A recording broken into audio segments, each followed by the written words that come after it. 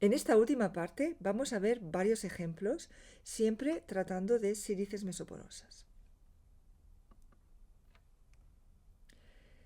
Cuando trabajamos con sílices mesoporosas podemos tener nanopartículas que tienen diferente porosidad.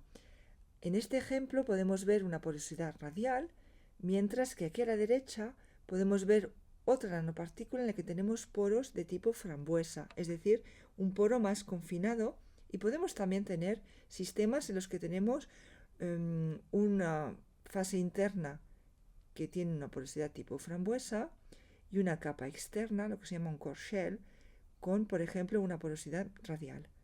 El estudio de las isotermas nos va a dar muchísima información y va a permitir estudiar la porosidad de estas partículas y reconocerlas únicamente con la isoterma, sin necesidad de tener una imagen, como por ejemplo aquí, de microscopía electrónica. El primer ejemplo que vamos a ver es una sílice mesoporosa de tipo bulk, es decir, no controlamos el tamaño de las nanopartículas y tenemos canales que son cilíndricos. ¿Cómo se sintetiza esta sílice? En nuestro caso se llama la sílice LUS de Laval University Silica, que es una sílice de tipo MCM41, es decir, hexagonal en dos dimensiones, hexagonal 2D. Partimos de una solución de tensioactivo, en nuestro caso el tosilato de cetil-trimetilamonio, que está disuelto en agua. Y tenemos también una solución de silicato de sodio. Trabajamos a un pH alrededor de 10 o 11. Mezclamos los dos reactivos a 60 grados durante 2 horas y después hacemos un tratamiento en autoclave, pero con un microondas. Trabajamos a temperaturas elevadas, alrededor de 180 grados. Pero es una síntesis muy rápida. Utilizamos un proceso hidrotermal en el que vamos a tener un proceso de autoasemblaje. Al final tenemos la sílice mesoporosa. Tenemos micelas de tipo tubular que generan canales que son tubulares. Si miramos el detalle del poro, podemos ver que tenemos el tensioactivo que está cargado positivamente, tiene una cabeza de tipo amonio cuaternario que está en interacción con los silanolatos de la superficie de la sílice, puesto que trabajamos a pH básico. Si eliminamos el tensioactivo que está aquí dentro de los poros, para liberar los poros, podemos ver en microscopía electrónica los poros que están ordenados y que tienen forma de nido de abeja, de enjambre. ¿Cómo se caracterizan estas sílices mesoporosas? Como ya lo he dicho, tenemos un material que es no estructurado, es amorfo, la sílice es amorfa, pero tenemos poros que están estructurados, es decir, que tenemos un material mesoestructurado. Podemos tener un difractograma con un pattern que es típico de un hexagonal, de un sistema hexagonal. En nuestro caso, hexagonal en dos dimensiones, puesto que la tercera son los túbitos cilíndricos.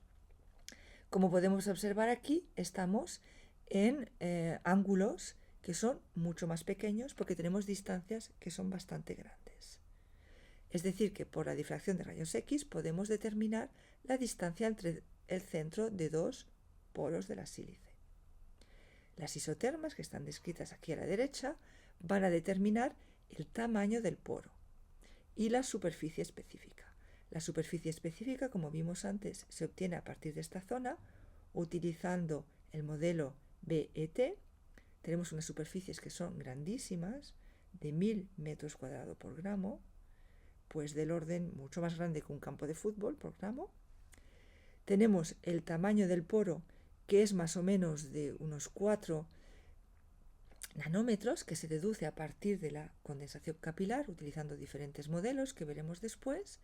El volumen poroso, que se deduce a partir del volumen absorbido a esta presión casi de 1.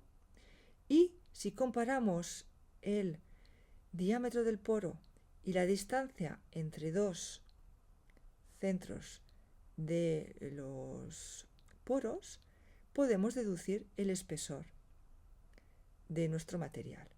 Y lo que observamos aquí es que tenemos un espesor muy pequeñito. Es más o menos de 1 nanómetro, mientras que los poros son más o menos de 4. Es decir, que tenemos muchísima porosidad en 1 gramo de material. Veamos el ejemplo aquí anterior.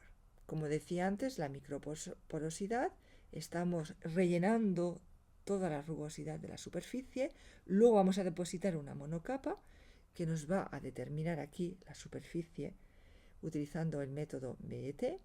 A partir de la condensación capilar determinamos el diámetro del poro y aquí al final podemos determinar el volumen poroso.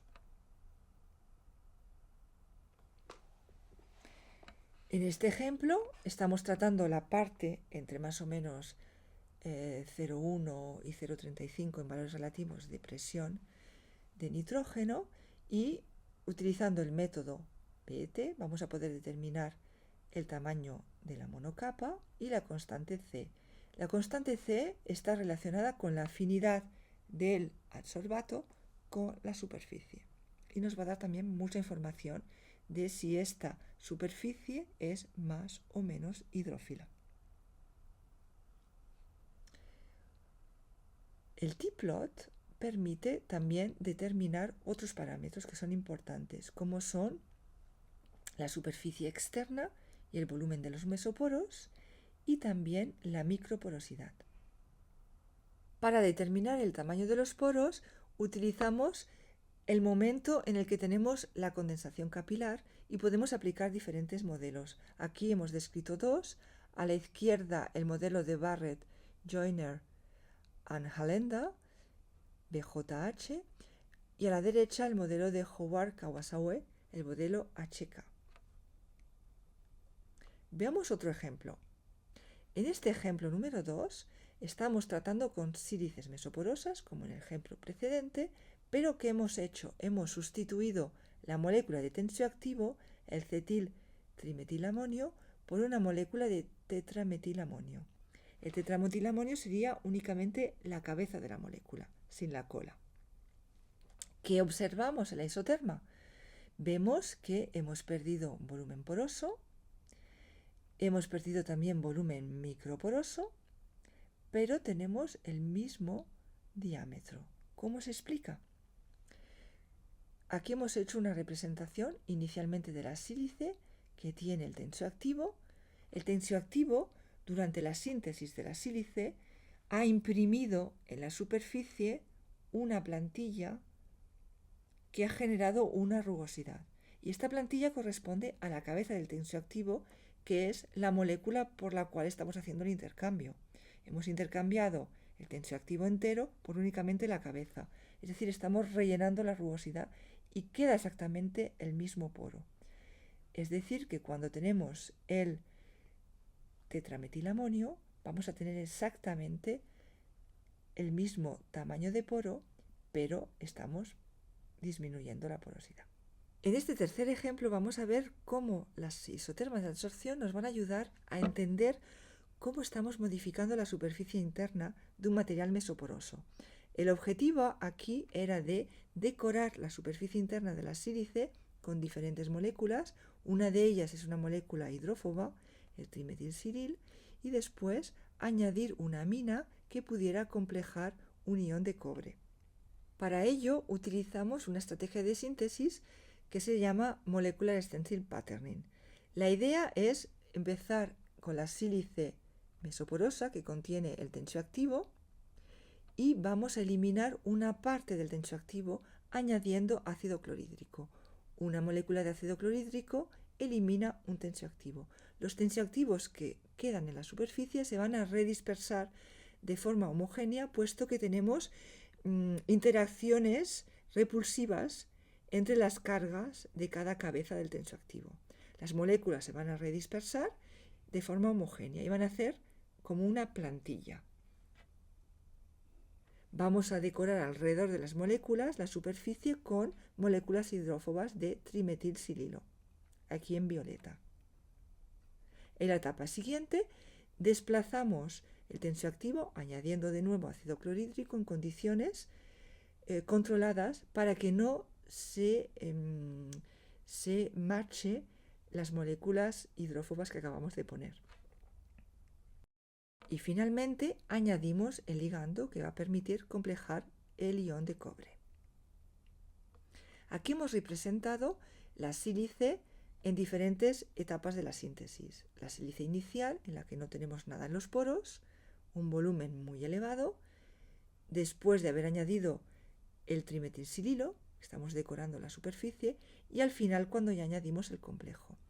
Lo que observamos es que tenemos una disminución del volumen poroso y que el diámetro, es decir, la condensación capilar, el diámetro de la sílice se está desplazando hacia valores más bajos, es decir, diámetro más pequeño, condensación capilar a presiones más bajas, como lo podemos ver aquí en la tabla. También podemos estudiar el parámetro C y vemos que el parámetro C pasa de unos 90, valor de 90, que corresponde a una superficie bastante hidrófila, con silanoles y silanolatos en la superficie, a valores más pequeñitos, por ejemplo de 10, puesto que hemos añadido moléculas hidrófobas. En este nuevo ejemplo vamos a estudiar una nanopartícula. Tenemos varias nanopartículas de sílice, como vimos anteriormente, nanopartículas que pueden tener una porosidad radial, por ejemplo esta de aquí, que tiene porosidad en forma de estrella. La segunda tiene porosidad en forma de frambuesa y la tercera en forma de gusanillo. Si estudiamos la primera, la que es radial, vemos que hay una absorción gradual del nitrógeno y al final tenemos una subida aquí, un aumento del volumen absorbido muy grande que corresponde al volumen entre las partículas. Si miramos el detalle aquí, vemos que hay un pequeño saltito aquí, muy pequeñito en comparación con las precedentes, que corresponde al volumen mesoporoso, es decir, dentro de esta sílice hay mesoporos. Vamos a acabar la charla preguntándonos cuál es el interés de utilizar una sílice mesoporosa. ¿Por qué? Por ejemplo, para modificar la sílice precedente y añadir el complejo de cobre hemos utilizado una sílice estructurada y no una sílice que no está estructurada. El hecho de tener una sílice estructurada nos permite poder seguir las modificaciones que hacemos, por ejemplo, utilizando difracción de rayos X. O también, como tenemos una superficie tan grande, es decir, que tenemos 1000 metros cuadrados por gramo, podemos utilizar técnicas espectroscópicas. Estas técnicas espectroscópicas nos van a poder ayudar a caracterizar las especies que estamos incorporando en la sílice. Una de las aplicaciones posibles de estos materiales mesoporosos es el diseño de materiales híbridos o de materiales composite. En este caso, en esta figura, podemos ver un material en el que hemos unido las ventajas de tener un soporte de tipo alúmina, que es muy robusto mecánicamente, y el hecho de tener una sílice mesoporosa. Cuando tenemos un soporte de tipo alúmina, tenemos poros que tienen micras, son muy grandes. Y la idea es cubrir estos poros con una sílice mesoporosa en el que tenemos poros más pequeñitos con un confinamiento posible para moléculas que van a hacer más o menos 2 o 3 nanómetros. Y una sílice que es fácil de funcionalizar. Podemos modificarla como hemos visto en el ejemplo precedente. ¿Cuáles son las aplicaciones? La separación de gases, de iones metálicos y por supuesto también en catálisis. En este curso hemos podido ver el interés de los materiales porosos y en particular de las sílices mesoporosas, cómo analizar la porosidad y cómo ver que este tipo de sólidos puede ser una herramienta muy interesante para construir en el interior de los poros sitios moleculares que pueden tener aplicaciones, por ejemplo, en catálisis. Espero que hayáis disfrutado de estas clases. Hasta pronto.